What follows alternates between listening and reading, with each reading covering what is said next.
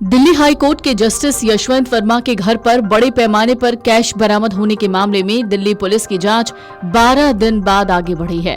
बुधवार को दिल्ली पुलिस की टीम जस्टिस यशवंत वर्मा के घर पहुंची और उस स्टोर रूम को सील किया, जिसके बारे में कहा जा रहा है कि वहां नोटों के भरे कई बोरे मिले थे, जिनमें आग लगी थी।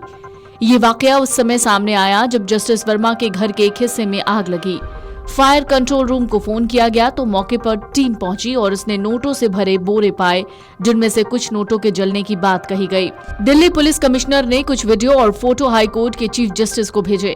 इस बीच पुलिस ने जांच 12 दिनों के बाद आगे बढ़ाई। उनके यहाँ स्टोर रूम को सील किया गया है।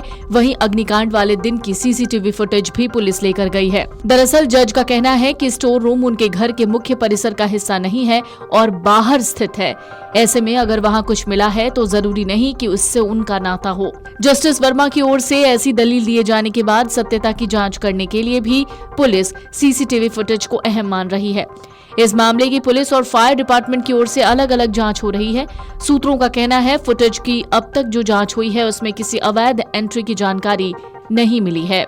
सूत्रों ने कहा कि जो भी कैमरे हैं वो मेन गेट को फोकस करके नहीं लगे हैं। ऐसे में ये रिकॉर्ड नहीं मिल रहा कि किसकी कब एंट्री हुई और कब एग्जिट हुआ है। सुप्रीम कोर्ट की तरफ से गठित जांच आयोग ने भी पुलिस से रिपोर्ट मांगी है। उसके आधार पर ही पुलिस ने 40 पन्नों की रिपोर्ट तैयार की है।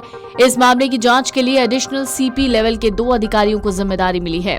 बुधवार को डीसीपी देवेश महला और एसीपी वीरेंद्र जैन मौके पर पहुंचे। उनके साथ एक कैमरा टीम भी थी। 2 घंटे की पड़ताल के बाद टीम लौटी तो जाते हुए कैमरे को सील कर गई। इससे पहले उस स्टोर रूम की वीडियोग्राफी हुई जहां बड़े पैमाने पर कैश मिलने का दावा हो रहा है। आपको बता दें, होली के दिन 14 मार्च को रात में 11:15 पर आग लगने की खबर फायर विभाग को मिली।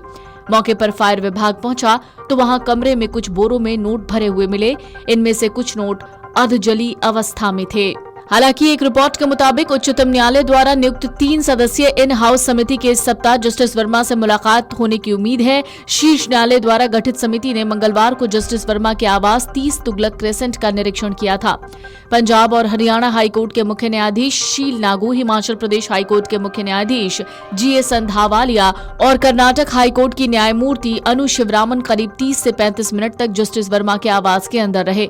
इस महत्वपूर्ण जांच का फैसला जस्टिस वर्मा के भाग्य का फैसला होगा, जिन पर आरोप है कि 14 मार्च को आग लगने के बाद उनके घर से नोटों से भरी 4 से 5 अधजली बोरियां बरामद की गई थीं। पुलिस की टीम बुधवार को जस्टिस यशवंत वर्मा के आवास पर पहुंची थी। दिल्ली पुलिस की टीम घटना वाली जगह को सील करने जज के घर गई थी, जहां अधजले नोट मिले थे। सूत्रों ने बताया दिल्ली पुलिस की टीम करीब 2 घंटे तक घटनास्थल पर रही। इस दौरान नई दिल्ली के डीसीपी भी वहां मौजूद रहे। जजों की 3 सदस्यीय कमेटी की मदद करने वाले हाईकोर्ट के अधिकारी भी जस्टिस वर्मा के घर गए थे और उस पूरी कार्रवाई की वीडियोग्राफी की गई। 22 मार्च को सीजेआई संजीव खन्ना ने जस्टिस यशवंत वर्मा के खिलाफ आरोपों की आंतरिक जांच करने के लिए 3 सदस्यीय समिति का गठन किया था। साथ ही दिल्ली उच्च न्यायालय के मुख्य न्यायाधीश डीके उपाध्याय की रिपोर्ट को ऑनलाइन अपलोड करने का फैसला किया। इसमें कथित खोज की तस्वीरें और वीडियो शामिल थे। वहीं जस्टिस यशवंत वर्मा ने आरोपों को दृढ़ता से खारिज किया।